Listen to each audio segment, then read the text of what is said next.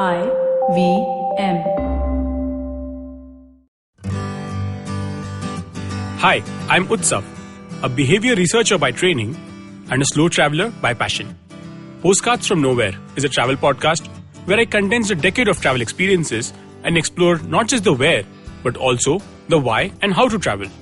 My stories emerged from slow traveling the less explored parts of the world: Bosnia and Herzegovina, Armenia, Uzbekistan, and even China. At the end of each story, I give practical tips and new ideas about how to travel better. This week, I take you into the heart of Shanghai, to an unlikely park which reveals a sobering reality of modern China, and maybe even the rest of the world. Every Saturday and Sunday, exactly at noon, a group of old men and women with graying hair and wrinkled skin gather in the People's Park. Located in central Shanghai, the place is only a stone's throw away from the mecca of Shanghai shopping, Nanjing Road. However, the old folks have nothing to do with shopping or even relaxation in the park. These are people on a mission. On an August afternoon, I strolled into the park against a graying sky, with clouds foreboding a storm. The old folks, tired of standing since noon, sat down by the footpath. Some even brought their collapsible stools, and all of them had their thermoses right next to them, to ensure a never-ending supply of green tea. This, after all, was going to be a long day. They opened their umbrellas and rested them on the ground. Clipped to these umbrellas is one single sheet of A4 paper, which carefully lays out the details.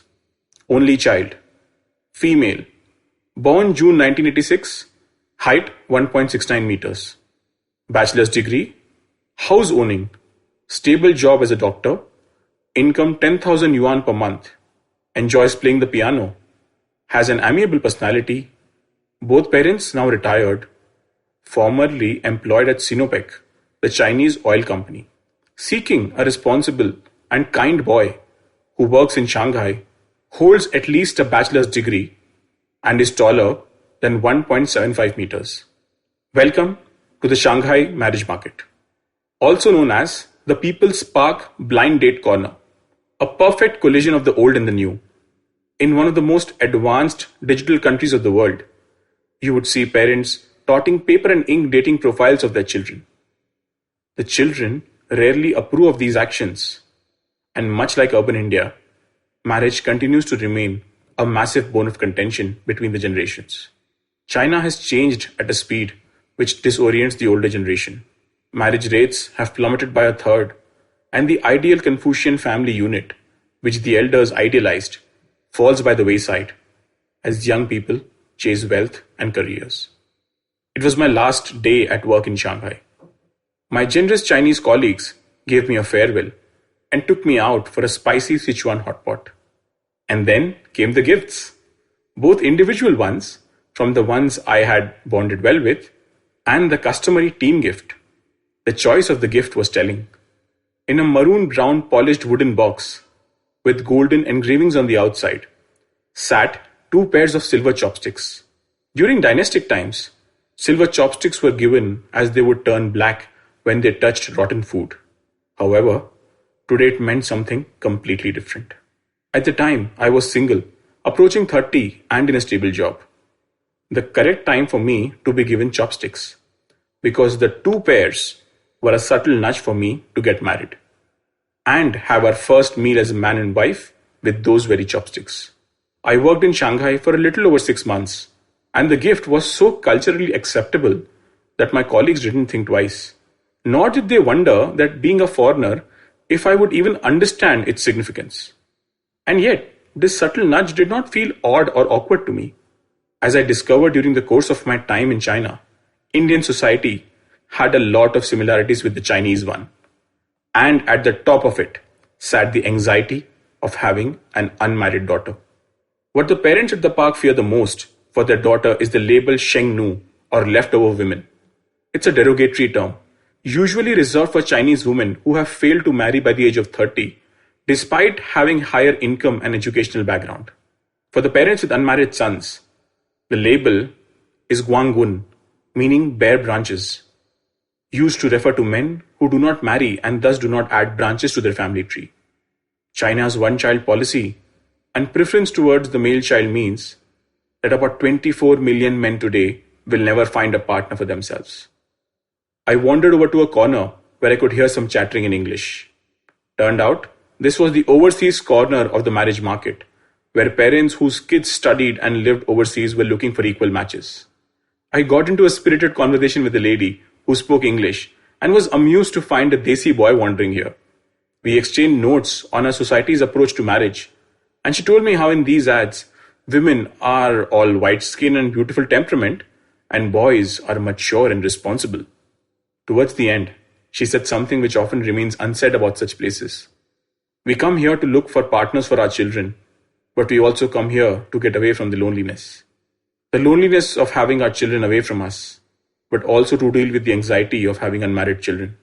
Seeing so many people in the same boat as us is comforting. I have friends here now. We unburden our hearts to them because they understand. The cause of this anxiety stems from a sense of responsibility. The fact that your job as a parent is not done unless your child is settled. Sounds familiar? According to the Shanghai government, the success rate in these places is less than 1%. But maybe that is an incorrect metric to judge success. The alleviation of anxiety and loneliness in an aging population, to me, seems a goal worthy of pursuit. With China, there is always more to the story than what appears on the surface.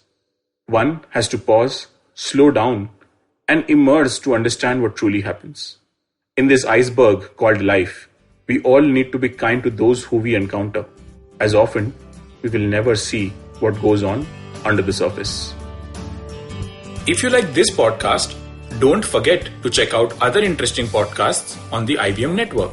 You can listen to us on the IVM Podcast app or ivmpodcast.com. You can also follow us on our social media. We are at IVM Podcasts on Twitter and Instagram. If you want to reach out to me, I am Utsav Memory on Twitter and YVTravel42 on Instagram.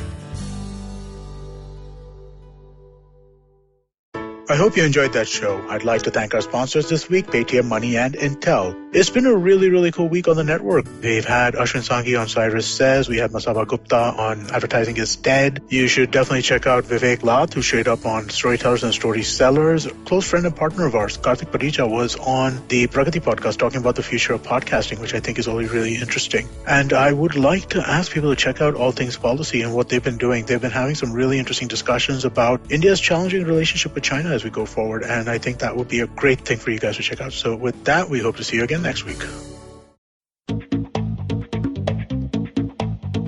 Advertising is dead. Yep, you heard me right. Advertising is dead. We're all in the content business now. Let's not call it news, TV, radio, etc., etc. It's all content, and we're in the middle of this weirdly exciting phase where all the borders and lines that have been drawn over decades has been swept away by this lovely thing called the internet. We're a show where we don't dwell on just the stuff that is now, but rather the wider stuff about advertising, media, content, and the whole goddamn circus surrounding it. Tune in every Tuesday for our weekly unboxing of the mystery box we used to call advertising. I'm Varun Dugirala, co-founder and content chief at The Glitch, and this is my new podcast, Advertising is Dead.